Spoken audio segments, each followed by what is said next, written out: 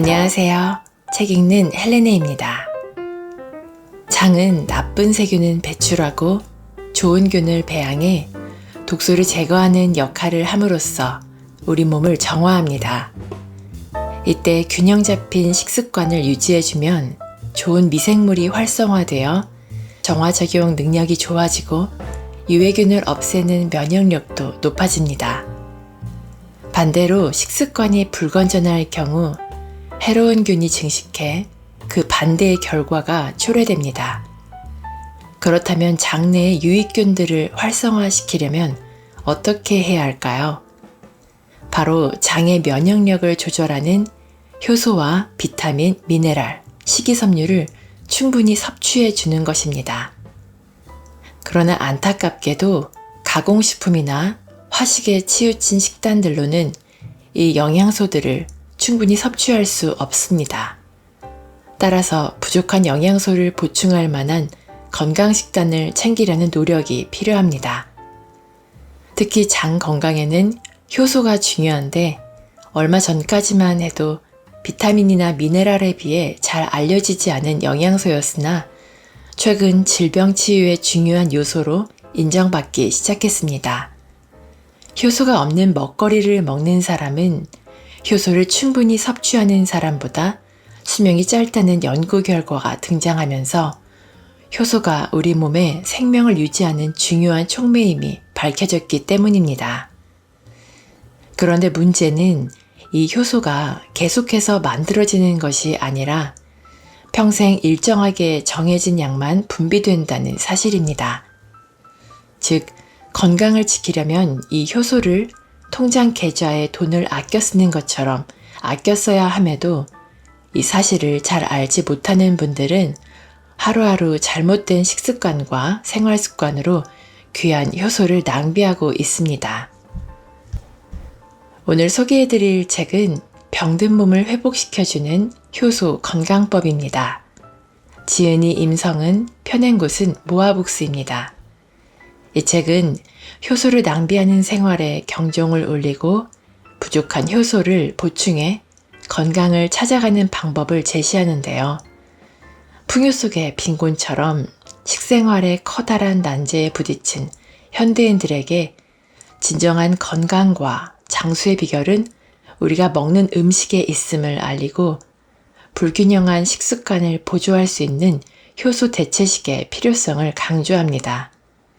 보다 자세한 내용을 알아보기 위해 책 속으로 들어가 보겠습니다. 효소란 무엇인가? 효소란 엔자임이라고도 불리는 우리 몸 안에서 벌어지는 거의 모든 대사 활동에 관여하는 단백질의 일종입니다. 자신은 변화하지 않지만 다른 물질의 화학 반응 속도를 빠르게 하는 촉매 구실을 하는 단백질 촉매죠. 이 효소는 흔히 신이 내린 생명의 열쇠라고 불리는데 여기에는 이유가 있습니다. 우리 몸이 세포를 증식하고 골격을 늘리고 성장해 가는데 중요한 촉매 역할을 할 뿐 아니라 소화와 흡수, 세포를 교체하는 신진대사, 체내 독소 제거 등 무수히 많은 활동에 관여하기 때문입니다. 예를 들어 녹말을 메가당이나 포도당으로 분해해 소화를 돕는 우리 침 속에 있는 아밀라제도 효소의 일종입니다. 이외에도 효소는 음식 소화, 세포 형성, 해독, 살균 등 몸 안에서 일어나는 각종 생화학 반응을 활성화하는 데 반드시 필요한 물질로서 이 효소가 없다면 아무리 많은 영양소를 먹어도 그것이 제 기능을 발휘할 수 없게 될 뿐 아니라 생명 활동에 위험이 미치고 노화가 앞당겨지며 질병에 걸릴 위험도 높아지게 됩니다. 따라서 건강하게 장수하려면 반드시 몸 안에 이 효소가 충분히 저장되어 있어야 합니다. 효소의 종류와 역할, 생명의 촉매, 인체 충전지라고 불리는 효소의 종류는 크게 식품효소, 대사효소, 소화효소로 나뉩니다. 각각의 효소의 역할을 크게 구분해보면 다음과 같습니다. 첫째, 우리가 음식물을 통해 얻는 영양소를 작게 분해해 간이나 근육에 저장하고 새로운 조직, 신경세포, 뼈, 피부, 선조직 등을 만들어냅니다. 이처럼 효소는 우리 몸의 모든 생화학 작용을 담당하므로 비타민도, 미네랄도, 호르몬도 이 효소가 없이는 아무 기능도 할 수 없습니다. 둘째, 효소는 음식물이 잘 소화되도록 함으로써 면역력의 중심이라고 할 수 있는 대장, 그리고 신장과 폐, 피부 등에 쌓이는 독소를 제거합니다. 장 건강이 중요한 또 하나의 이유가 이 효소와 관련이 있습니다. 효소가 생성되는 곳이 바로 장이기 때문입니다. 장에서 형성된 효소는 장에만 머무르는 것이 아니라 우리 몸 구석구석의 세포에 전달되어 세포 활동과 에너지 활동이 원활하게 돌아가도록 돕게 됩니다. 특히 효소에는 세포의 결함을 제거하는 정화 기능이 있는데 이 역할을 하는 효소를 거대 효소 또는 프로테아좀이라고 부릅니다. 이 거대 효소가 하는 일은 결함이 있는 단백질에 꼬리표를 달아 분해하거나 잘게 쪼개서 세포 건강을 유지하는 것입니다. 그런데 이 효소가 담당하는 해독작용이 제대로 이루어지지 않을 경우 문제가 생깁니다. 세포의 미토콘드리아의 에너지 생성 기능이 약해져 세포 결손이 생기면서 질병이 발생하게 되는 것입니다. 따라서 활발한 세포 운동으로 에너지 넘치는 건강 상태를 유지하려면 반드시 효소 분비가 원활해야 합니다. 효소는 평생 정해진 양만 분비된다. 나아가 효소에는 또 하나의 비밀이 있습니다. 비타민이나 다른 물질처럼 체내에서 합성되는 것이 아니고 태어날 때부터 일정량이 저장되어 평생 동안 조금씩 분비된다는 점입니다. 이처럼 몸 안에 저장되어 평생에 걸쳐 정해진 양만 분비되는 효소를 잠재 효소라고 하는데 효소 연구의 권위자인 에드워드 하우웰 박사에 의하면 우리의 수명은 이 잠재 효소가 얼마나 빨리 고갈되는가로 결정된다고 합니다. 잠재 효소가 낭비되면 효소 고갈로 인한 노화가 촉진되어 생명도 줄어들게 된다는 것입니다. 따라서 건강을 유지하려면 평생 효소를 저축하는 마음으로 음식물을 통해 일정량의 효소를 섭취하고 효소를 낭비하지 말아야 합니다. 그런데 대부분이 잘못된 조리식 습관과 생활 습관으로 이 아까운 효소를 고갈시키고 있다는 점입니다. 그렇다면 현대인들의 효소 고갈을 불러오는 대표적인 습관으로는 무엇이 있을까요? 첫째는 화식입니다. 화식은 음식에 포함된 효소를 거의 0%에 가깝게 고갈시켜 효소 섭취를 방해합니다. 효소는 50도에서 파괴되기 시작해서 70도가 되면 거의 사라지기 때문입니다. 게다가 불에 조리한 음식물은 효소가 없기 때문에 이를 분해하고 소화시키기 위해 부득이 우리 몸에 저장되어 있는 효소를 꺼내서 사용하는 2차 낭비가 발생합니다. 이럴 경우 세포를 만들어내는 신진대사와 면역 기능을 담당하는 효소가 음식물의 분해와 소화로 낭비되면서 면역력과 신진대사가 저하되게 됩니다. 둘째는 과식입니다.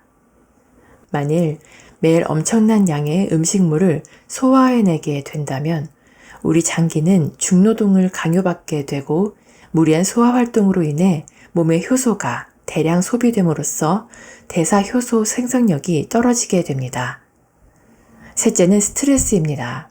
다양한 효소 연구에 의하면 수면만 잘 취해도 잠드는 시간에는 효소가 보존된다고 합니다. 반대로 과로하거나 지나친 업무 과중 등은 우리 몸의 효소를 지나치게 소비시켜 잠재 효소의 양을 빨리 감소시키는 결과를 낳게 됩니다. 즉, 이 세 가지 습관은 효소 보존 법칙 측면에서 수명을 줄이는 가장 좋지 않은 생활 습관인 만큼 반드시 피해야 하는 동시에 반대로 건강한 식습관과 바른 생활 습관을 유지하는 것만으로도 상당량의 효소를 비축할 수 있음도 알아둡시다. 효소 부족은 만병의 근원이다. 일반적으로 현대의학에서는 관절염과 요통을 관절 자체의 문제라고 진단합니다. 하지만 효소요법의 견지에서 바라보면 다른 진단이 나옵니다. 이를 단순한 관절의 문제가 아닌 극심한 소화불량의 여파가 전신으로 파고들어 생기는 것으로 판단하는 것입니다. 관절염이 생기는 기전은 다음과 같습니다. 우리 세포는 항상 아미노산을 필요로 하는데 이 아미노산은 체내에 흡수된 단백질이 분해되어 만들어지는 것입니다. 그런데 이 단백질이 제대로 아미노산으로 분해되지 못해 질소 잔유물이 발생하면 장내를 부패시켜 유산 및 산화물질을 만들고 이것이 전신에 퍼져 근수축을 불러오며 관절염과 요통이 발생하는 것입니다. 이때 효소식품인 과일과 야채 섭식을 늘리면 혈액의 독소가 중화되고 소화가 원활해져 장내 부패가 줄어들면서 통증이 사라지게 됩니다. 두통도 마찬가지입니다. 두통은 여러 요인이 있으나 그 중에 가장 큰 원인은 오염된 혈액으로 인한 장의 오염입니다. 장이 오염되면 가스가 차고 내압이 증가하게 되는데 이것이 전신으로 퍼지면 두통을 불러오게 됩니다. 두통 환자들 중에 많은 수가 어깨결림, 식욕부진, 트림, 변비 등을 함께 앓게 되는 것도 이 때문입니다. 이때 효소를 대량 투여하면 장의 독소 배출과 동시에 혈액의 오염이 개선되어 전신 통증, 나아가 두통까지도 다스릴 수 있게 됩니다. 또한 위장장애도 비슷한 기전으로 치유가 가능합니다. 당뇨병과 암도 마찬가지입니다. 미국에서 진행한 연구 결과 효소요법이 잘못된 면역체계를 재조립함으로써 독소를 배출하고 본래의 면역력을 찾아가도록 돕는다는 사실이 밝혀진 바 있습니다. 실로 당뇨병의 경우 1차적으로는 혈당 문제로 발생하는 병이지만 근원적으로는 효소 부족과 장내 부패가 큰 원인입니다.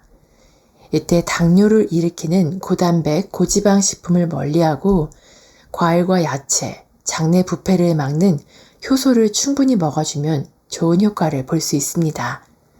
다만 이때 대증치료의 화학약제인 혈당 강화제를 중지해야만 자연 치유력이 강화되어 스스로 당뇨를 극복할 수 있습니다. 좋은 식습관이 치유력을 높인다. 야생동물들은 암도 고혈압도 없습니다. 이들은 자연이 주는 음식을 먹고 그것을 완전히 소화 섭취하며 살아가기 때문입니다. 오래 살기로 유명한 장수동물인 학이나 거북은 창자가 거의 항상 텅 비어 있다고 합니다. 적절히 필요한 만큼의 음식만 먹으니 피가 맑고 그 때문에 불필요한 질병을 얻지 않는 것입니다. 최근 들어 올바른 식습관에 대한 관심이 높아지면서 좋은 식습관만이 우리 몸의 자연적인 치유력을 살리는 길이라는 학설이 속출하고 있습니다. 그렇다면 건강한 식습관은 어떤 메커니즘을 통해 우리 몸의 자연 치유력을 높이는 것일까요? 면역력을 강화시키는 것만이 각종 난치병을 치료하는 길이라고 강조했던 대체의학의 대표자인 스루미 다카오미는 면역력 강화를 위한 최고의 방책으로 효소치유법을 권한 바 있습니다. 다카오미 박사가 제시한 효소요법은 일상 속에서도 실현 가능한 것으로서 그 방법은 효소가 많이 들어있는 음식을 꾸준히 섭취하는 것입니다. 그는 효소가 많이 들어있는 먹거리는 다름 아닌 생식이며 그 중에서도 날것인 야채와 과일을 많이 섭취하는 것이 중요하다고 강조합니다. 나아가 음식에서 효소를 얻으려면 야채와 고기 등을 날로 먹어야 하는데 앞에서도 지적했듯이 굽고 찌는 화식 환경에서 효소 섭취를 기대하는 것은 무리입니다. 불에 조리한 음식에는 효소가 전혀 존재하지 않으며 따라서 효소를 섭취하려면 다음의 3가지 섭생법을 기억해야 합니다. 첫째, 식물성 먹거리를 즐긴다. 둘째, 식품을 일부가 아닌 전체를 먹는다. 셋째, 날 것을 그대로 먹는다. 발효식품의 효소가 풍부하다. 또 한 가지 효소식품 섭취를 위해 기억해야 할 것이 있습니다.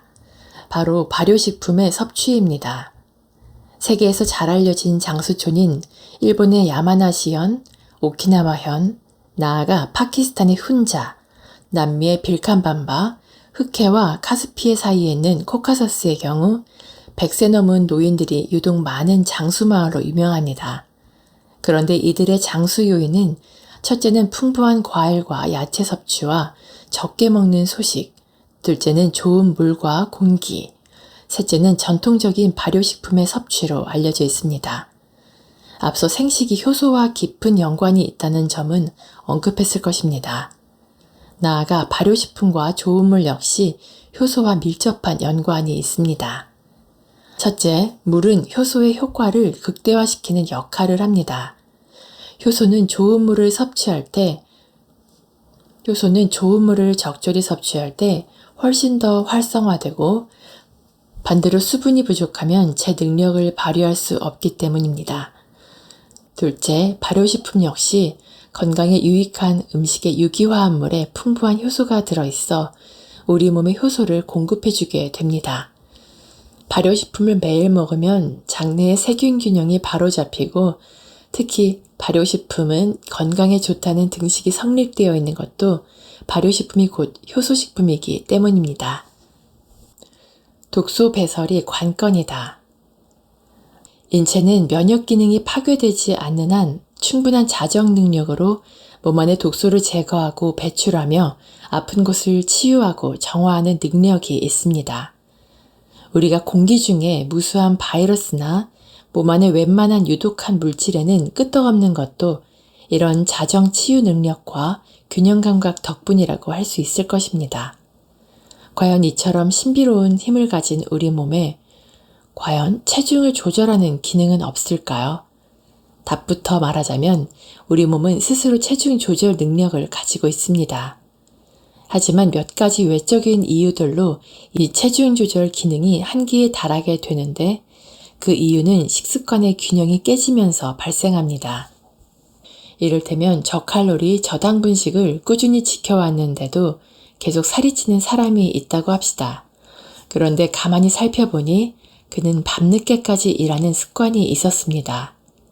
밤에 일을 하다가 배가 고프니 때로 야식을 먹었고 그로 인해 몸 안에는 독소가 쌓이기 시작한 것입니다. 이런 이들에게는 단순한 저칼로리 저당분식만으로는 체중 조절이 어렵습니다. 그 이전에 생활 전체의 리듬과 몸의 밸런스를 깨뜨리는 주범을 찾아서 교정해야 합니다. 인체는 새벽 4시부터 다음날 12시까지 몸 안에 쌓인 노폐물과 배설물을 밖으로 내보냅니다. 그런데 늦은 야식은 소화 상태로 위안에 남아있어서 배설에 몰두해야 하는 몸의 밸런스를 흐트러뜨리게 됩니다. 즉, 이 경우는 많이 먹어 살이 찌는 것이 아니라 제대로 배설하지 못해 살이 찌고 몸 안에 계속 노폐물이나 독소가 쌓이면서 체중 조절 능력도 약해지는 것입니다. 이 경우는 생활 습관을 바꾸는 것은 물론 몸 안에 쌓인 독소를 제거하는 해독으로 신진대사를 원활히 복구해 주어야 합니다. 지방에 쌓이는 독소는 효소로 배출한다. 비만의 해독이 절실히 필요한 이유가 또 하나 있습니다.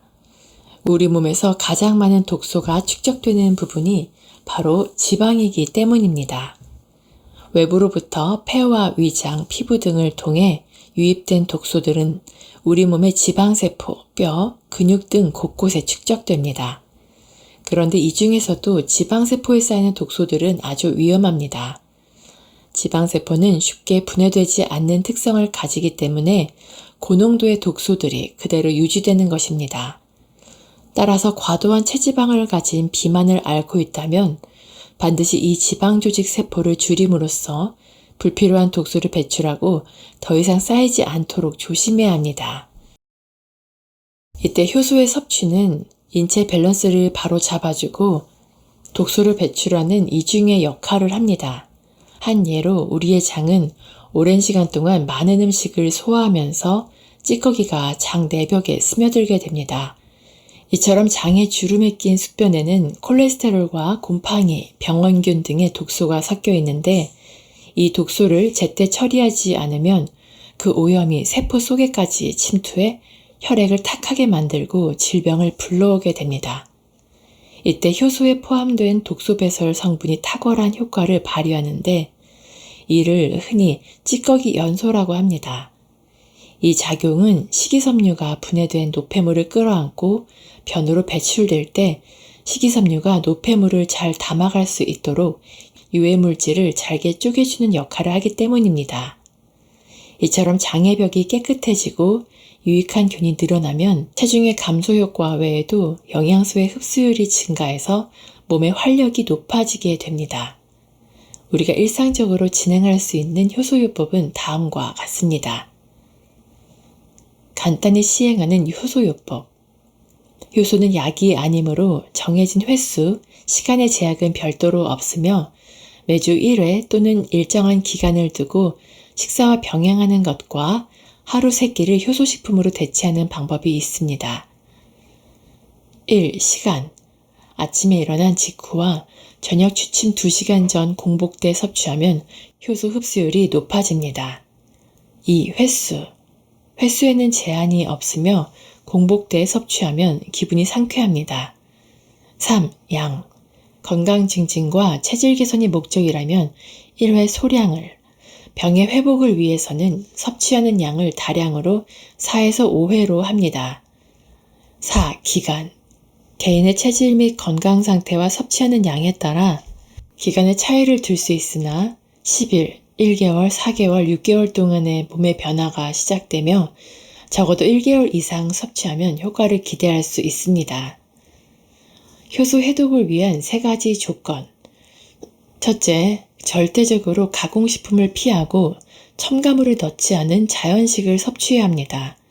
둘째, 섭취한 내용물이 체내에 신속하게 흡수될 수 있도록 위와 대장의 상태를 최적으로 만들어 놓을 필요가 있습니다. 셋째, 과민성이나 알레르기로 보이는 호전 반응이 나타날 시 적절한 대처를 해야 합니다. 호전 반응은 몸이 깨끗해지고 있다는 증거인 만큼 무작정 효소 섭취를 중단하기보다는 섭취량을 조절하거나 상담을 통해 대처법을 마련해야 합니다. 효소 해독의 2가지 방법. 효소 해독에는 2가지 방법이 있습니다. 하나는 일반식을 하며 효소를 함께 섭취하는 방법, 나머지 하나는 일반 음식을 전혀 먹지 않고 물과 효소로만 식사를 대신하는 효소 대체식이 있습니다. 2가지 모두 각각의 효능이 있으나 단식과 가까운 대체식 과정을 거치면 훨씬 예후가 좋습니다. 다만 이 역시 일종의 단식인 만큼 사전 준비는 물론 대체식이 끝난 이후의 보식 기간에도 신경을 써야 합니다. 효소 함유율이 높은 음식을 섭취하라. 해독을 하고 나면 몸 안은 불필요한 찌꺼기가 빠져나가면서 공백이 생깁니다. 이때 어떤 음식을 섭취하는가는 빈벽에 어떤 벽돌을 새로 쌓는가와 같습니다. 해독 후 몸이 깨끗해졌더라도 다시 나쁜 식습관으로 돌아가면 살이 다시 찌는 요요 현상은 물론 일전의 문제들도 반복될 수밖에 없습니다. 반대로 깨끗해진 세포에 야채와 곡물 등 건강한 음식물을 통해 영양분을 공급하고 신체 밸런스를 맞춰주면 면역력이 강해지고 체질이 개선되어 살이 찌지 않고 질병에 강한 몸을 만들게 됩니다. 한동안 효소가 유행처럼 알려질 때쯤 저도 효소를 처음 접하게 되었는데요. 때마침 소화가 잘 안 되던 터라 먹어보게 되었고 먹다 보니 더부룩함이 사라지고 소화에도 도움이 되는 것 같아 지금까지 쭉 먹고 있습니다. 그리고 효소 제품에만 의존하지 않고 채소와 과일을 예전보다 더 챙겨 먹다 보니까 건강한 식단을 유지하는 데 도움이 많이 되는 것 같습니다.